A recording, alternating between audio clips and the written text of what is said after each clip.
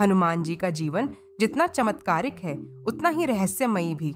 उनके जीवन की बाल लीलाओं में एक अत्यंत प्रसिद्ध और विस्मयकारी कथा है, जब उन्होंने सूर्य देव को फल समझकर निगल लिया था।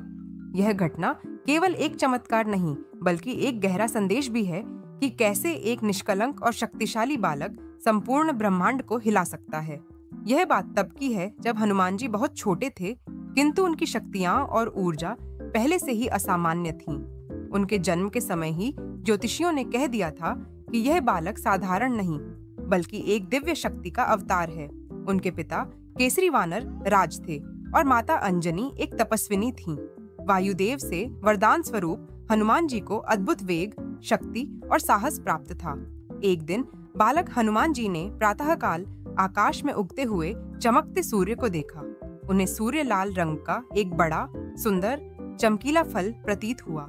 बाल हनुमान की आंखों में चमक आ गई और उन्होंने सोचा कि ये कोई बहुत स्वादिष्ट फल है, जिसे खाने से उनकी भूख भी मिटेगी और आनंद भी मिलेगा। उन्होंने तुरंत आकाश की ओर छलांग लगाई और हवा से भी तेज गति से उड़ते हुए सूर्य की ओर बढ़ने लगे। जैसे जैसे वे सूर्य के करीब पहुंचते गए, वैसे वैसे उनकी गति और उत्साह भी बढ़ता गया। देवताओं ने जब देखा कि एक बालक सूर्य की ओर अत्यधिक वेग से बढ़ रहा है, तो वे चिंतित हो उठे। यह कोई सामान्य घटना नहीं थी। सूर्य की ओर बढ़ते इस तेजस्वी बालक को देखकर इंद्रदेव ने हस्तक्षेप करने का निर्णय लिया।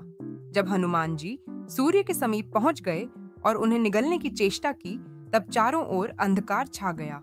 सूर्य के अदृश्य होते ही संपूर्ण सृष्टि में कोलाहल मच गया। धरती पर जीवन रुक गया, यज्ञ बंद हो गए, पशु पक्षी परेशान हो गए और ब्रह्मांड का संतुलन डगमगाने लगा। यह देखकर देवताओं में घबराहट फैल गई। इंद्रदेव ने अपने वज्र से प्रहार किया, जिससे हनुमान जी अचेत होकर धरती पर गिर पड़े।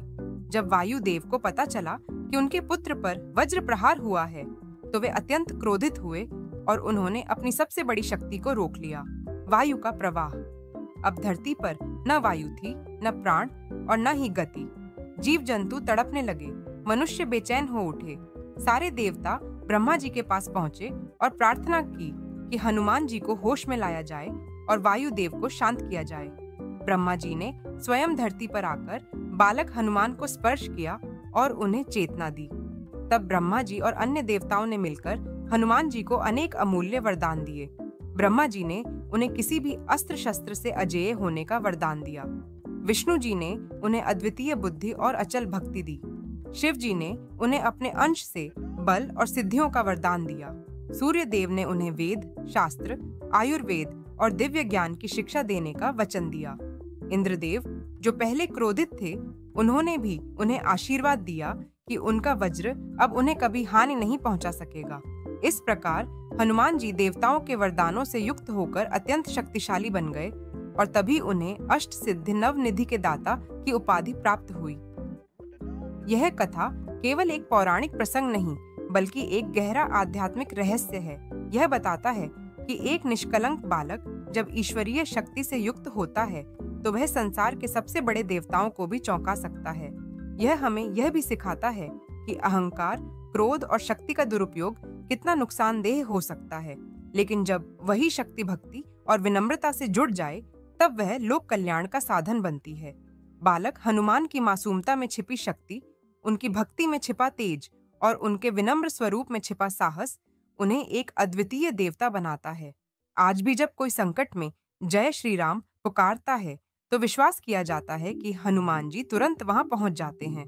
यही कारण है कि उन्हें संकट मोचन कहा गया है।